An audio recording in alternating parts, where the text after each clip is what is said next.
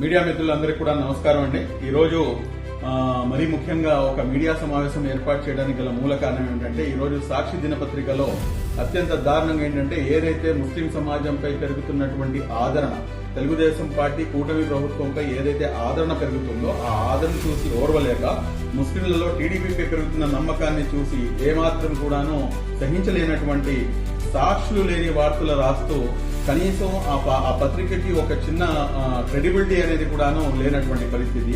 అటువంటి సాక్షిలో ప్రచారం చేసి ఆనందపడేటటువంటి పైశాచిక పత్రికను కనీసం చూడడానికి కూడాను ఎవరు ఇష్టపడడం లేదు. ఇలాంటి చెత్త వాగుడు వాగితే కనుక ప్రజలు ఆల్రెడీ బుద్ధి చెప్పారు. రాబోయే రోజుల్లో రోడ్డు మీద పరిగెత్తించి కొట్టడానికి కూడాను వెనకడుగు వేయరన్న సంగతి కూడాను ఒకసారి గమనించాలి.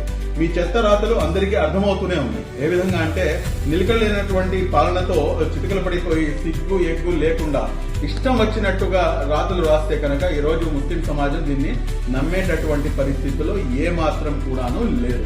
ఎందుకంటే కనుక ముస్లింలకు ఏదైతే హజ్ యాత్ర కోసం ప్రభుత్వం తీసుకున్నటువంటి ఒక బ్రహ్మాండమైనటువంటి నిర్ణయం, ఆ నిర్ణయం ఏమిటంటే ₹1,00,000 సబ్సిడీ అనేది ఇవ్వడం అనేది మొత్తం భారతదేశ చరిత్రలో this is the first time.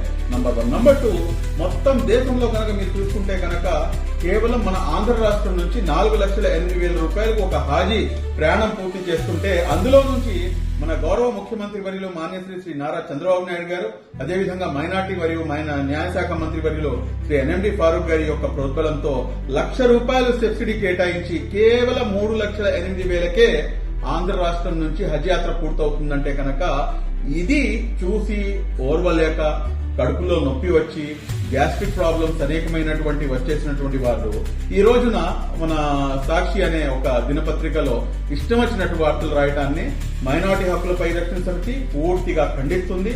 ఇటువంటి అవాస్తవమైనటువంటి వార్తలను ముస్లిం సమాజం నమ్మేటటువంటి పరిస్థితిలో ఏమాత్రం కూడాను లేదు అన్న సంగతి గమనించాలని చెప్పి తెలియజేస్తూ సెలవు తీసుకుంటున్నాను. Thank you very much. జై హింద్.